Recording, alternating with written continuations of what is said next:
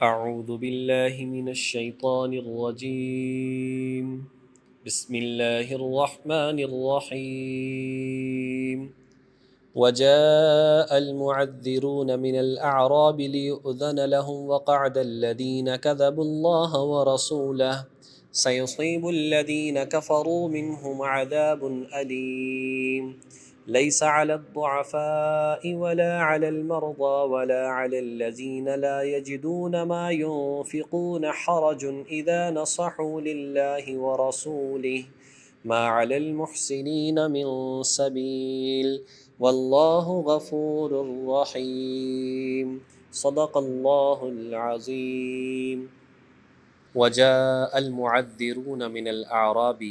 اور آئے دیہاتیوں میں سے بھی کچھ بہانے باز لوگ، المعذرون بہانے باز لوگ، من الاعراب دیہاتیوں میں سے، لیؤذن لہم تاکہ وہ آپ سے اجازت مانگیں، وقعد الذین کذبوا اللہ ورسولہ اور بیٹھ جائیں ان لوگوں کے ساتھ کہ جنہوں نے اللہ اور اس کے رسول کو جھٹلایا. سیصیب الذین کفروا منہم عذاب علیم، ان میں سے جنہوں نے کفر اپنا لیا ہے عن قریب ان کو دردناک عذاب ہوگا. سیصیب ضرور عن قریب ہوگا ان لوگوں کو کہ جنہوں نے کفر اپنا لیا ہے ان لوگوں میں سے عذاب علیم دردناک عذاب. لیس علی الضعفاء ولا علی المرضى، نہیں ہے ان کمزوروں پر اور نہ ہی بیماروں پر، ولا علی الذین لا یجدون اور نہ ہی ان لوگوں پر کہ جو نہیں پاتے ما ینفقون کوئی خرچ کرنے کی چیز، حرج گناہ. نہ تو کمزوروں پر کوئی گناہ ہے، نہ بیماروں پر کوئی گناہ ہے، اور نہ ہی ان لوگوں پر کہ جو بیچارے غریب ہیں، کوئی مال و دولت نہیں پاتے جس سے تلواریں، سفر خرچ یا سواری خرید سکیں، ان پر کوئی گناہ نہیں ہے. اذا نصحوا للہ ورسولہ، جب کہ وہ مخلص ہوں اللہ اور اس کے رسول کے ساتھ. ما علی المحسنین من سبیل، اور جو نیک لوگ ہیں ان پر کسی قسم کا کوئی الزام نہیں ہے. واللہ غفور الرحیم، اللہ تعالیٰ بڑا معاف فرمانے والا، رحم فرمانے والا ہے. جیسا کہ سورۃ توبہ میں ایک تفصیلی سلسلہ غزوہ تبوک کے حوالے سے چل رہا ہے، اور اس میں منافقوں کا بہانے بازی کرنا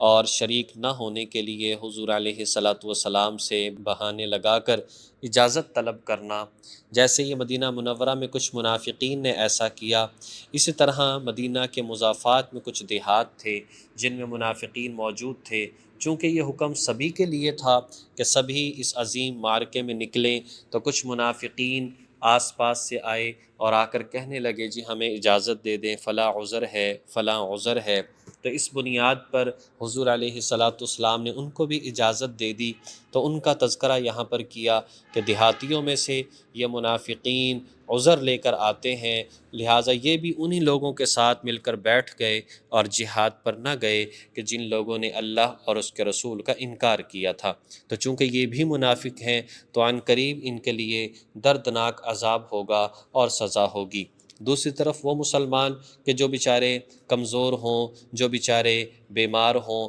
یا اتنے غریب ہوں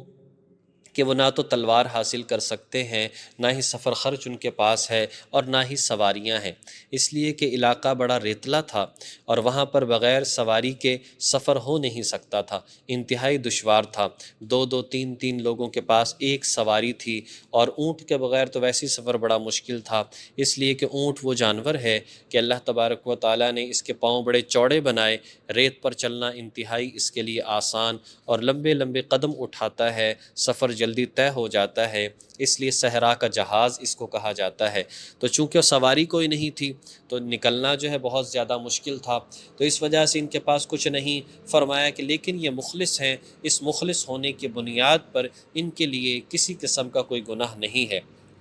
اس لیے کہ نیکی کے کاموں میں پیچھے رہنے والے نہیں ہیں. یہاں پر تو معاملہ یہ ہے کہ بالکل محتاج ہو چکے ہیں. اگر کوئی ایسی بات دل میں آئے بھی تو یہ بات یاد رکھیں کہ اللہ تبارک و تعالیٰ نے اعلان فرما دیا کہ اللہ تعالیٰ بڑا معاف فرمانے والا ہے، ان پر رحم فرمانے والا ہے.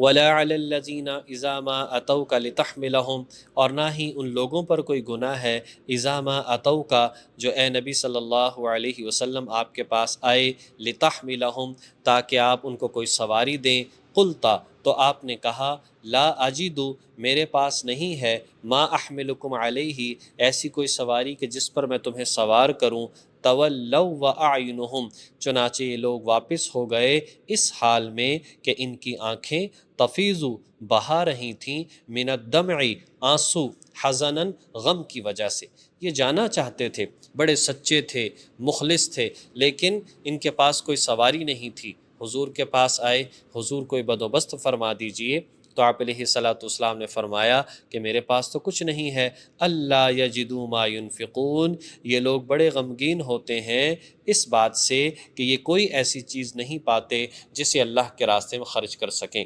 روایات میں آتا ہے اور مفسرین نے لکھا 7 انصاری صحابہ کرام تھے، بڑے مخلص، بڑے سچے دل کے ساتھ جانیں قربان کرنے والے، حضرت سالم بن عمیر رضی اللہ تعالی عنہ، حضرت علبہ بن زید رضی اللہ تعالی عنہ، حضرت عبد الرحمن بن کعب رضی اللہ تعالی عنہ، نمبر 4 حضرت عمر بن الحمام رضی اللہ تعالی عنہ، نمبر 5 حضرت عبداللہ بن مغفل رضی اللہ عنہ، نمبر 6 حضرت حرمی بن عبداللہ رضی اللہ تعالیٰ عنہ، اور نمبر 7 حضرت عرباز ابن ساریہ رضی اللہ تعالیٰ عنہم۔ یہ صحابہ کرام تھے، حضور کے پاس آئے، حضور ہم جانا چاہتے ہیں، کوئی ایسا بندہ بھی نہیں مل رہا جو امداد کر سکے، ہمارے پاس کوئی ساز و سامان نہیں ہے۔ تو آپ علیہ الصلاۃ والسلام نے فرمایا، اے میرے صحابہ، جب تمہارے پاس اسباب نہیں، ہم کیسے جائیں گے؟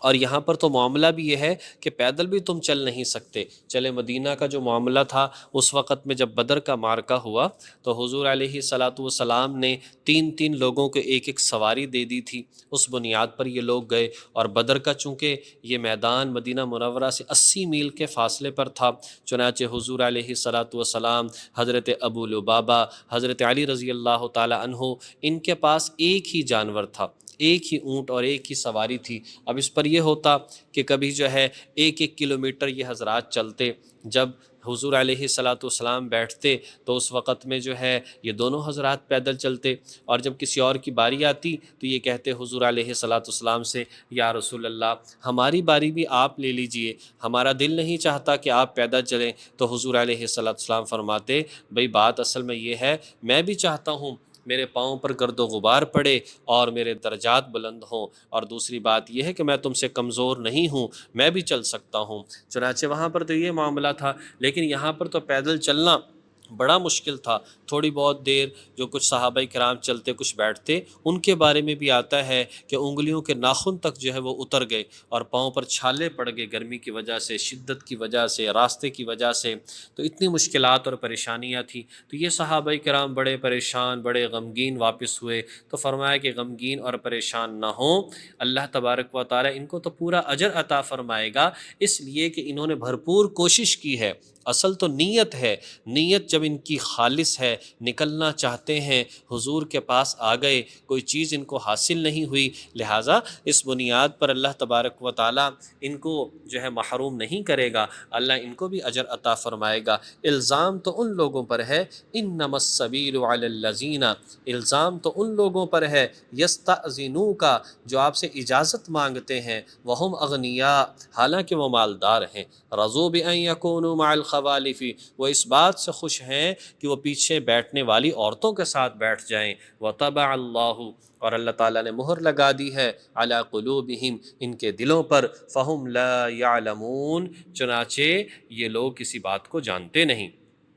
تو بہرحال ساری بات کا خلاصہ ہی نکلتا ہے، انسان سچے دل سے، صدق دل سے جو ہے کسی کام کو کرنے کا ارادہ کر لے تو اللہ تبارک و تعالیٰ اس کو پورا ثواب عطا فرماتے ہیں، چاہے وہ کام نہ ہو سکے۔ لیکن بعض روایات میں اور مفسرین نے لکھا کہ پھر کسی جگہ سے جو ہے کچھ اونٹنیاں چندے میں آ گئیں، ان حضرات کو بھی مل گئیں، یہ بڑے خوش ہوئے اور اس میں حاضر بھی ہو گئے۔ تو بہرحال خیر بات یہ ہے، نیت خالص ہو، انسان بھرپور کوشش کرے، پھر نتیجہ اللہ کی ذات پر چھوڑ دے، اللہ ضرور اجر عطا فرماتے ہیں۔ اور اگر دل کے اندر اور نیت کے اندر فطور ہو تو اللہ تو بہتر جاننے والا ہے، لوگوں کو انسان مطمئن کر سکتا ہے لیکن اللہ تعالیٰ کی ذات کو مطمئن نہیں کر سکتا اور نہ ہی متاثر کر سکتا ہے۔